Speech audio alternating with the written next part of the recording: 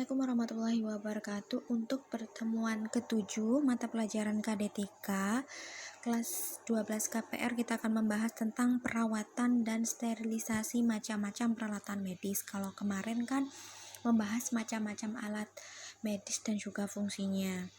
Nah, untuk pengertiannya, alat kesehatan itu adalah instrumen atau aparat atau termasuk komponen bagi atau perlengkapan. Jadi pemeliharaan dan perawatan kesehatan, diagnosa penyembuhan, peringanan dan juga pencegahan penularan suatu keadaan gejalanya pada manusia. Jadi intinya kalau kita setelah tidak melakukan tindakan kepada pasien, alat-alat yang digunakan itu harus disterilkan supaya tidak mudah terjadinya suatu kontaminasi atau infeksi nosokomial ya kepada sesama tim medis lainnya atau dengan pasien-pasien lainnya atau keluarga pasien. Nah, selanjutnya untuk perawatan alat, yaitu pelaksanaan melakukan pemeliharaan perawatan dan juga kedokteran dengan cara membersihkan dan mendesinfeksi atau mensterilkan serta menyimpan. Nah, tujuannya adalah untuk menyiapkan peralatan perawatan dan juga kedokteran dalam keadaan siap pakai. Nah, jadi untuk mencegah alat juga cepat rusak, mencegah terjadinya infeksi silang, pemeliharaan perawatan dan juga logam. Nah, sebenarnya kalau untuk tindakan sterilisasi itu yang dilakukan itu yang bukan hanya barang-barang logam ya. Jadi kalau untuk seperti karet yang dari latex itu sebenarnya juga bisa, atau dari kain,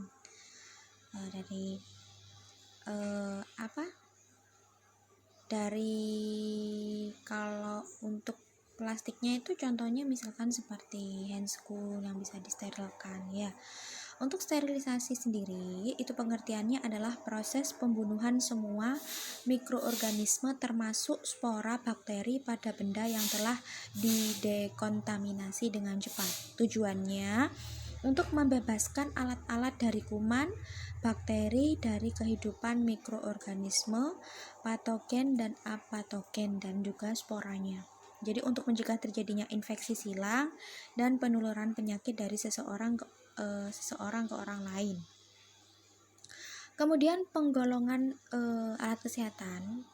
Untuk penggolongannya itu dari fungsi alat kesehatannya itu sendiri, peralatan medis ada instrumen, ada ICU, ICCU, objin, kardiologi dan juga defisiensi seperti alat pembalut, urinal, kateter dan juga lain-lain sebagainya.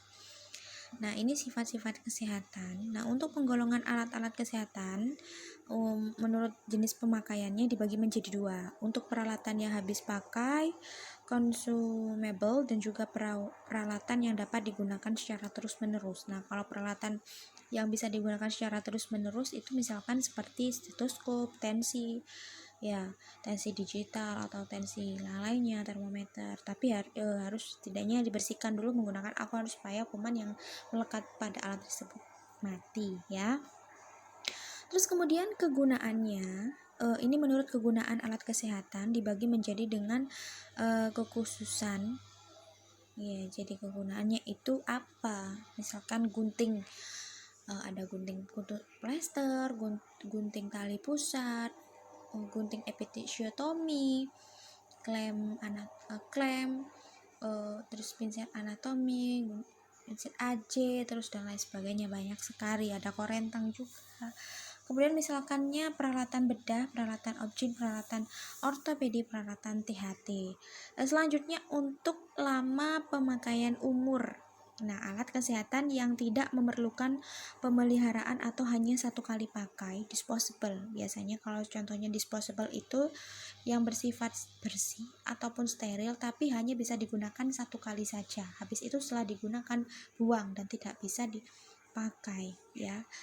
Jadi seperti suntik, pinset, gunting, alat bedah dan lain sebagainya. Jadi kalau jarum suntik itu hanya dipergunakan pada satu pasien saja dan satu kali tindakan.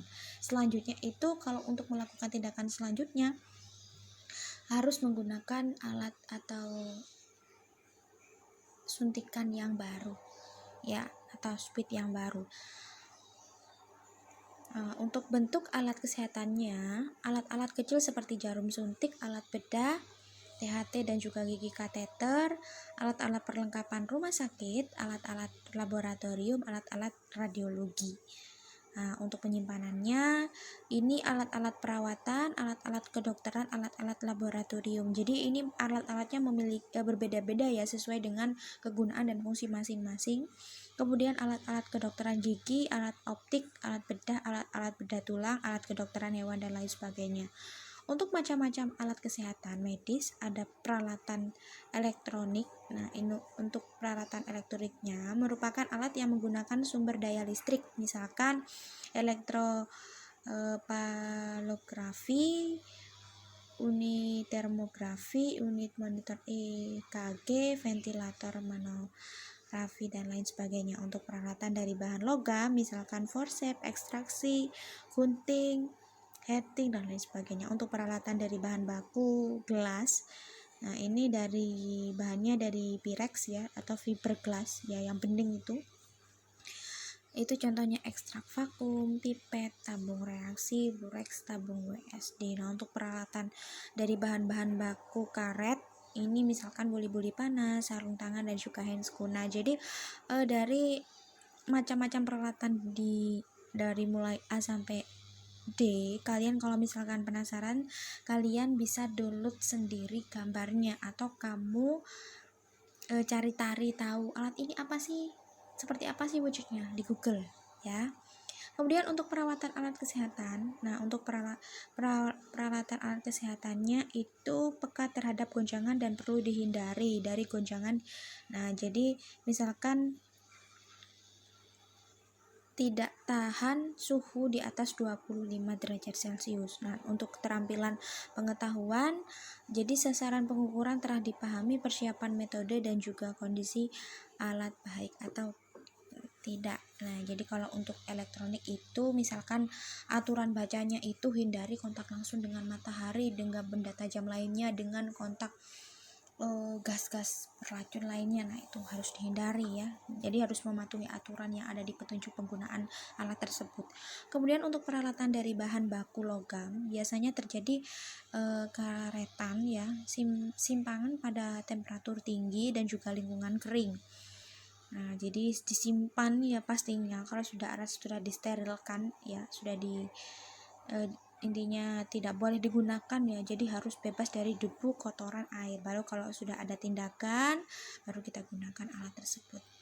Nah, untuk peralatan dari bahan baku gelas, nah ini untuk reaksi kimia, Pyrex itu adalah perubahan temperaturnya dari convectionsnya mulai dari yang tembus cahaya besar ya. Jadi ya baca macam-macamnya ya, dari kaca gelas bening itu banyak, tergantung dengan kegunaan dan ukuran masing-masing. Nah, jadi kalau kelemahannya sebenarnya mudah pecah, jadi kalau kesenggol dikit jatuh ke lantai itu pecah ya, jadi itu kelemahannya.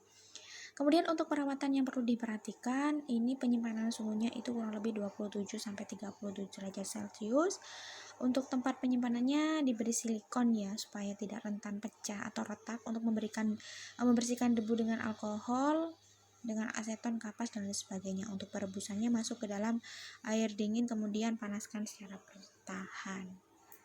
Jadi jangan boleh dimasukkan ke air panas terlebih dahulu. Kalau membersihkan kotoran dengan air bersih dan juga deterjen, bisa dari Belera, Aquades, kalium klorida 10 gram. Kemudian untuk peralatan bahan-bahan baku dari karet, itu untuk menghindari kerusakan dari bahan karet sebelumnya melakukan penyimpanan, mula-mula bersihkan kotoran sehingga obat dengan cara mencuci dengan air dengan sabun. Nah, jadi kalau misalkan kalau dari karet itu seperti handscoon steril yang ingin dipakai lagi, bisa dicuci dengan rinso cair ya. Tapi terlebih dahulu kan direndam pada larutan klorofil. Terus setelah 30 menit kemudian kita cuci dengan menggunakan sabun cair dan dilakukan tindakan sterilisasi. Ada tahap-tahapnya sendiri. Untuk sterilisasi peralatan kesehatan medis. Nah, untuk jenis peralatan yang dapat disterilkan adalah peralatan yang terbuat dari logam, peralatan yang terbuat dari kaca, peralatan yang terbuat dari karet, peralatan yang terbuat dari efisien, dan juga peralatan terbuat dari jenis-jenis baskom ya, stainless. Nah, untuk peralatan yang terbuat dari porselen, peralatan yang terbuat dari plastik, dan juga terbuat dari tenunan. Nah, jadi untuk teknik sterilisasi pada dasarnya dapat ditempuh itu melalui dua cara, ada secara fisik dan juga secara kimia. Nah, teknik pemanasan secara fisik. Nah, ada caranya itu yang pertama metode pemanasan secara radiasi, metode pemanasan dengan uap air, dengan secara pemanasan secara kering, pemanasan secara intermittent, dan juga nitration, dan juga penyaringan. Kemudian untuk metode pemanasan dengan radiasi, jadi kalau untuk mikrobiologi radiasi di gelombang elektromagnetik yang banyak digunakan adalah radiasi sinar ultraviolet. Jadi untuk sinar ultravioletnya itu yang diserap oleh sel organisme yang hidup, khususnya untuk nukleoda dan juga elektron molekul sel hidup lainnya. Jadi kalau ketika sterilisasi dengan menggunakan sinar tersebut itu berdaya tinggi ya. Jadi untuk digunakan pada objek-objek yang tertutup dari plastik. Untuk metode pemanasan dengan uap air dan juga pengaruh tekanan, yaitu misalkan benda-benda yang dicuci dan dihamakan diletakkan di atas saringan, tidak langsung mengenal dari bawah. Jadi temperaturnya itu bisa mencapai 121 derajat Celcius. Untuk metode pemanasan secara kering, ini metode pemanasannya itu menggunakan temperatur 1600 dan juga 1800. Temperaturnya 160 derajat Celcius dan juga 180 derajat Celcius. Jadi alat yang disterilkan itu misalkan seperti pipet, tabung reaksi, strip swab, dan juga jarum operasi, signimeter, jarum suntik. Nah, untuk metode pemanasan secara intermittent atau putus-putus ya. Jadi menurut John Tidal itu memperoleh hasil penelitian bahwa temperatur didih 100 derajat Celcius selama 1 jam tidak dapat membunuh semua mikroorganisme, tapi apabila air dididihkan berulang-ulang sampai 5 kali, mendidih berhasil dapat membunuh kuman. Jadi untuk metode incinerationnya itu alat platina krom yang akan disterilkan dapat dilakukan melalui pembakaran secara langsung. Jadi keuntungannya itu adalah mikroorganisme akan hancur. Untuk metode penyaringannya, metode penyaringan beberapa dengan metode pemanasan, sterilisasi dengan metode pemanasannya itu membunuh mikroorganisme. Jadi bahan filternya itu adalah jenis porselin ya, berpori-pori, dibuat khusus untuk masing-masing pabrik. Nah, jadi kalau untuk metode penyaringan ini sering digunakan pada pabrik ya, proses sterilisasinya. Untuk sterilisasi secara kimia tidak dibahas secara terperinci nih. Namun yang biasanya sering digunakan menggunakan alkohol 96 derajat Celcius ya, aseton dan juga tab formalin, sulfoxide dan juga klorin. Nah, itu kurang lebih selama 24 jam bertahan. Untuk pelaksanaan sterilisasi, nah ini sterilisasi ini perlu mengetahui macam-macam peralatan manakah yang akan disucihamkan. Jadi yang akan disterilkan ya. Jadi dibunuh kumannya. Untuk metode sterilisasi mana yang akan dipakai terlebih dahulu itu tindakan sterilisasi. Jadi kalau untuk melakukan tindakan setelah melakukan alat yang sudah disteril itu sebenarnya ada jangkanya, mungkin kurang lebih jangkanya itu 5 sampai 1 minggu ya. Jadi kalau alat yang sudah disterilkan, misalkan contohnya seperti logam, itu diberi tanggal dan jam. Jadi ketika misalkan alat yang sudah sangat lama sekali walaupun dia sudah disterilkan tapi lebih dari 1 minggu dia tidak digunakan, itu bisa disterilkan kembali. Nah, jadi kalau misalkan disterilkan sudah 3 hari tidak masalah, bisa dipergunakan. Untuk sterilisasi terhadap bahan baku dan juga logam, itu alat yang terbuat dari logam sebelumnya disterilkan dan dicuci terlebih dahulu. Secara mencucinya itu alat-alat yang sudah memakainya itu ada agar kotorannya yang lengket pada alat-alat atau yang bagian yang terselip di itu mudah sekali dibersihkan. Tapi saya sarankan menggunakan sabun cair atau Rizo cair ya. Kenapa Bu? Kalau misalkan kita menggunakan deterjen bubuk itu supaya tidak ditakutkan akan ada bakteri atau sisa-sisa deterjen tersebut lengket dan menimbulkan penumbuhan bakteri. Untuk sterilisasi terhadap media kain dan juga media kultur, itu media kulturnya itu akan disterilisasikan terlebih dahulu dan dibungkus. Jadi kertas akan lebih disterilkan. Jadi untuk metode sterilisasi yang akan dipakai di sini itu metode pemanasan dengan uap air dan juga tekanan. Nah, untuk sterilisasi dari bahan baku dan juga karet, bahan karetnya itu misalkan sarung tangan apabila akan disterilkan sebaiknya jangan memakai metode pemanasan ya. Jadi untuk mensterilkan karet, jadi mula-mula dibersihkan dari kotoran untuk memakai air bersih dan juga deterjen cair ya. Dan ini bisa juga disimpan dengan ditaburi tablet formalin itu kan pengawet. Nah, ini sekian dulu materi dari saya. Jika kurang paham silahkan bertanya. Dan selanjutnya saya akan mengajarkan bagaimana teknik-teknik sterilisasi. Nah, kalau ini kan teorinya. Teknik-teknik sterilisasi mulai dari perendaman dalam larutan klorin dan juga tahap perebusan atau sterilisasi dengan menggunakan autoclave juga. Kemudian dengan cara teknik mencuci. Oke, terima kasih. Wassalamualaikum warahmatullahi wabarakatuh.